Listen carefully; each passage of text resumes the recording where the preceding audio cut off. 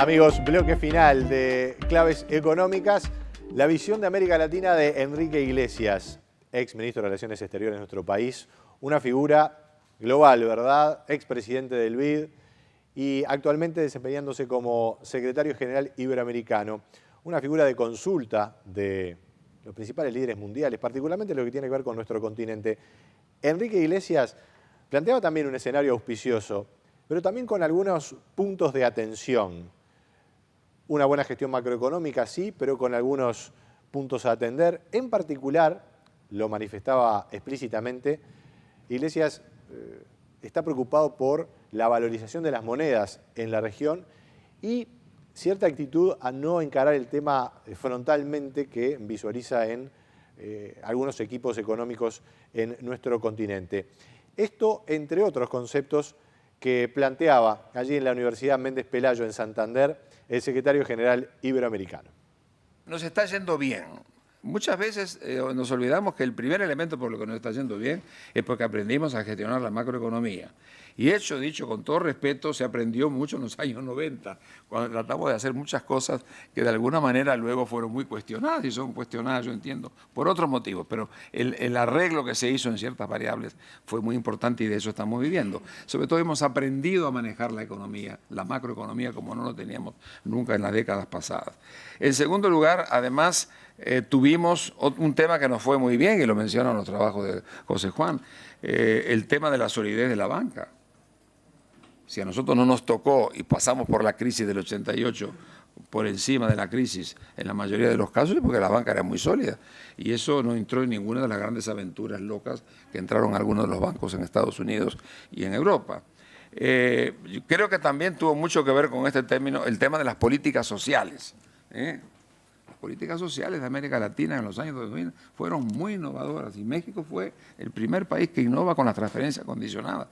Esos 50 millones de personas que salen de la pobreza tienen mucho que ver con lo que hizo México. Yo me acuerdo que después invité al amigo Leiva que fuera a hablar con Lula, hablamos con Lula, y de ahí partió Bolsa Familia, es decir, todo el mundo aprendió a que la pobreza es abordable en términos razonables.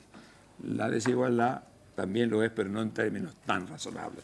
Va a llevar tiempo para resolverlo. Pero de todas maneras, las políticas sociales mejoraron muchísimo en América Latina y eso tiene que ponerse de arriba a la mesa. Y el cuarto elemento fueron los términos del intercambio. Nos hemos complacido de tener realmente allí una vuelta histórica a la visión pesimista de Previ sobre los términos del intercambio, que duró 100 años, no era una visión de un día, era una visión de 100 años de historia, de la mitad del 19 hasta estos últimos años. Los términos de intercambio estuvieron de alguna manera penalizados para las materias primas. Hoy en día tenemos una situación muy distinta porque empezaron a venir nuevos vientos en el mundo, con los vientos del Pacífico, que sobre todo se concentraron en América del Sur, los vientos del norte, que son los que de alguna manera fertilizan Mesoamérica y el Caribe, no son tan vigorosos, y por eso que hay diferencias entre las dos áreas en América, pero no fue bien.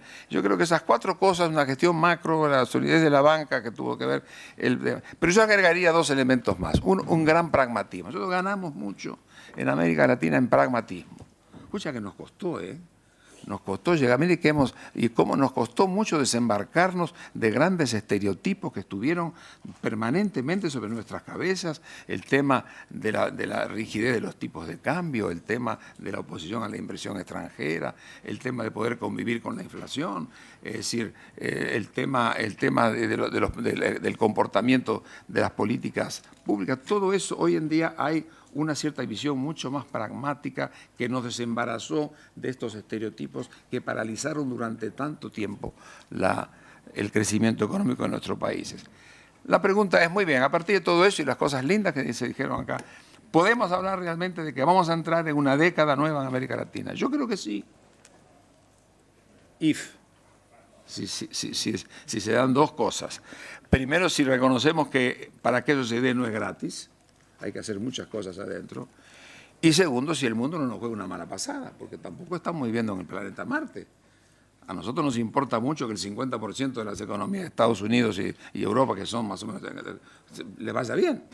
Y nos importa mucho que China no tenga estos grandes que tenga grandes coletazos que nos hagan sentir el impacto de nuestra creciente dependencia de la venta de materias primas a China. De manera que yo diría, lo primero es que el mundo nos haga una mala pasada, pero lo segundo es también que tenemos que hacer cosas. Ahora, yo creo que este es el momento de hacer las cosas. ¿Por qué? Porque tenemos muchísimas reservas, hemos bajado mucho el endeudamiento público, tenemos muchos márgenes de maniobra para trabajar. Entonces podemos acometer las revoluciones que tenemos que poner en marcha. Tenemos que poner en marcha una revolución de educación de calidad, se ha dicho. Tenemos que poner en marcha una revolución de productividad. No puede ser que tengamos una productividad de factores que es el 50% de la productividad americana. Esto significa la innovación, la tecnología, la infraestructura, etc. Tenemos que tener una revolución en cuanto al Estado. No voy a hablar más que el Estado actual no es el Estado que está pronto para responder a los grandes desafíos de la América Latina del futuro. Cada país tiene sus problemas y cada país tendrá también sus soluciones, pero el tema central es que el Estado hay que reformarlo para hacerlo ni más grande ni más pequeño, más eficiente. Eso es lo primero. Y a partir de esa eficiencia encontrar si finalmente somos capaces de resolver de una vez por todas este viejo tema de la relación entre el Estado y el mercado, que es un tema que nos ha absorbido las energías vitales a toda la clase política y a las energías de las ideologías por décadas. Bueno, estamos llegando a una cierta conclusión, precisamos tener un mercado, ¿cómo tener un mercado capaz de generar riqueza? Pero hay que tener también un Estado, lo que decía aquella dictum de Michel Candesu, la mano invisible del Estado para generar riqueza, la mano visible del Estado para generar la justicia, la igualdad y la regulación. En eso, yo creo que eso estamos de alguna manera bastante claros. Hay capacidad de hacer una década de América Latina, no todos los países van a estar igual, pero varios países de América Latina podrían llegar al año 2020 en la categoría de países desarrollados. Eso es un triunfo enorme, cuando uno compara los años que dejamos atrás, pues es verdad. Ahora, hay un problema inmediato que seguramente debe ser tratado aquí con los estupendos economistas que están aquí están en la lista, que es todo el tema del calentamiento de la economía. Creo que es un tema, no es menor, porque ese tema nos vincula directamente con los grandes desequilibrios mundiales. Creo que el hecho de las monedas apreciadas a mí me preocupa, y a veces me preocupa que no le preocupe tanto a algunos sectores que trabajan en el sector monetario en América Latina. No sé, yo creo que es importante lo que está pasando con el calentamiento de la economía, con la presión de la inflación y sobre todo con la apreciación de las monedas.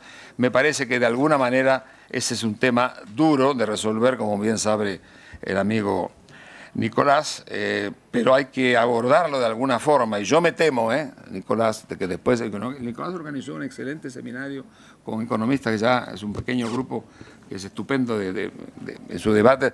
Yo diría lo siguiente: si nosotros no somos capaces de resolver, de administrar ese tema con inteligencia, moviéndonos en distintos frentes, porque no hay una solución definitiva, son distintas actitudes entre el Banco Central, las tesorerías, etcétera, yo creo que podríamos llevar el mundo a un momento de tensión que podría incentivar el proteccionismo comercial. Y lo que es peor, también podríamos llegar también, como alguien habló el otro día también, de que podemos llegar al control de capitales como una solución. Y es posible que tengamos que llegar a ello, pero de alguna forma lo importante es que ese tema de corto plazo está presente.